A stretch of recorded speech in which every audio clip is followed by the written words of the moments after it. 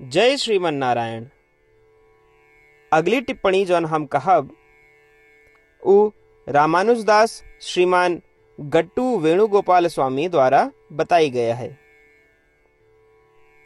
अध्याय 5 कर्म संन्यास योग श्लोक 12। युक्ताः कर्मफलं त्यक्त्वा शान्तिम् आप्नोति नैष्ठिकीम्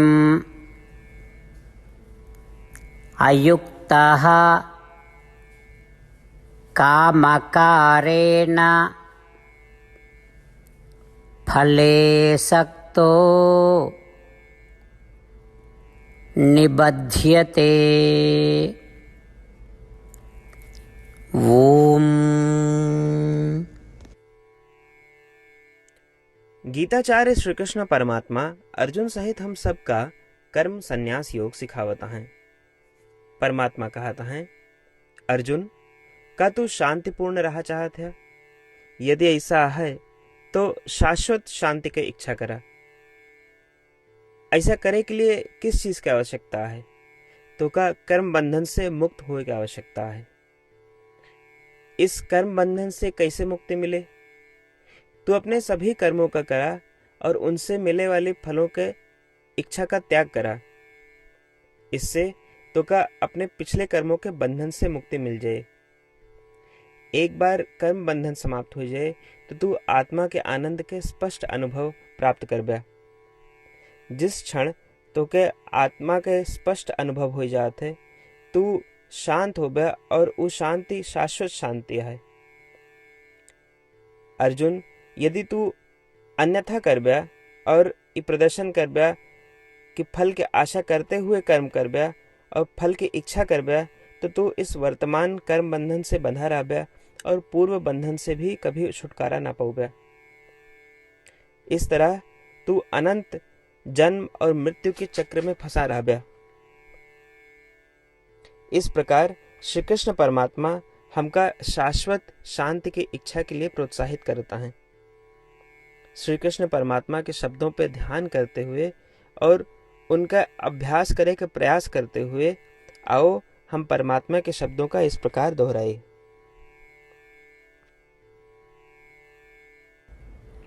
युक्तः कर्मफलं त्यक्त्वा शान्तिमाप्नोति नैष्ठिकीम् अयुक्तः कामकारेण फले सक्तो निबध्यते।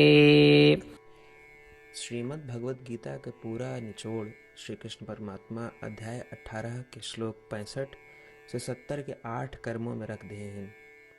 श्री कृष्ण कहें, ये 8 बात मानने वाले पे हमार स्नेह है। ये भक्तन की हम हर प्रकार से सुरक्षा करें। श्री कृष्ण परमात्मा द्वारा कही पूरी श्रीमद् भगवत सुने के बाद अर्जुन कहें, करिष्ये वचनम तव, माने कृष्ण हम तोहरे कहे अनुसार ही करब।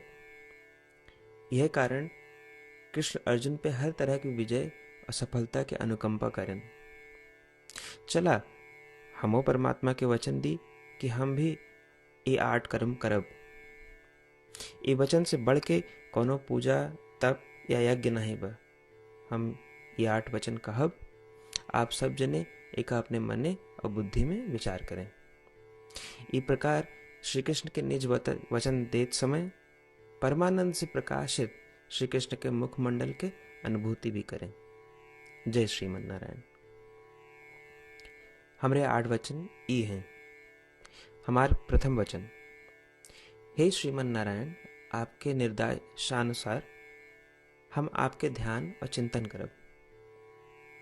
हमारा दूसर वचन, हे श्रीमन नारायण, आपके समझाए अनुसार हम सदा आपके भक्त रहब। हमारा तीसर वचन, हम अपन सारा कर्म आपके संतोष और सेवा के लिए ही करब। हमारा चौथा वचन, जैसा आप कहें, हमका पूरा विश्वास है कि हम आपके हैं और हम सदा आपका करबद्ध नमस्कार व पूजन करब। हमारा पांचवा वचन, हे श्रीमन नारायण, अध्याय 18 श्लोक 66 में आपके कथन मामेकम शरणम व्रज अनुसार केवल आपकी शरणागत की बात कही बा। श्रीमन नारायण, हम केवल आप एक शरण में आए हैं। हमारा छठा वचन, हे श्रीमन नारायण, अध्याय 18 श्लोक 66 में आपे कहे माँ शुचः, मैं आपके शोक न करे के उपदेशानुसार हम शोक न करब। हमारा सातवां वचन, हे श्रीमन नारायण, आपने हमरे खातिर श्रीमद् भगवत गीता दे के हम पे बड़ी कृपा की है। हम नियम से एक श्लोक रोज सुनब या पढ़ब। हमारा आठवां वचन, हे श्रीमन नारायण, आपने सारे लोग के लिए गीता दी है। जे भक्तन गीता के बारे में नहीं जानतन, हम उन तक आपके अलौकिक बतिया पहुंचावे के प्रयत्न करब। अभय हम परमात्मा से अपन 8 वचन बताए। श्रीमन नारायण कया वचन देव कि हर दिन जैसा वो कहे हैं हम वैसन करब, यह एक महान पूजा है। आवा हम अपने अडिग विश्वास के साथ उनका अपन वचन दी कि हे श्रीमन नारायण, आप जैसा कही हैं हम वैसन करब, जैसा आप चाहिए वैसा ही व्यवहार करब, और हम केवल आपे के लिए काम करब। श्रीमन नारायण करिष्ये वचनम तब, माने श्रीमन नारायण हम आपके निर्देशानुसार कार्य करब। सर्वम श्री कृष्णार्पणमस्तु। जय श्रीमन नारायण। युक्ताः कर्मफलं त्यक्त्वा शान्तिम् आप्नोति नैष्ठिकीम्। अयुक्तः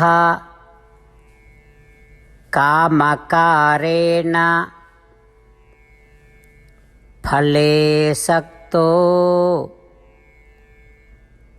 निबध्यते। ॐ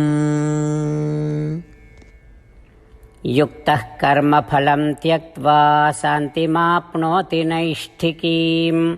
अयुक्तः कामकारेण फले सक्तो निबध्यते। श्रीमन्नारायण करिष्ये वचनं तव। सर्वं श्रीकृष्णार्पणमस्तु। जय श्रीमन्नारायण।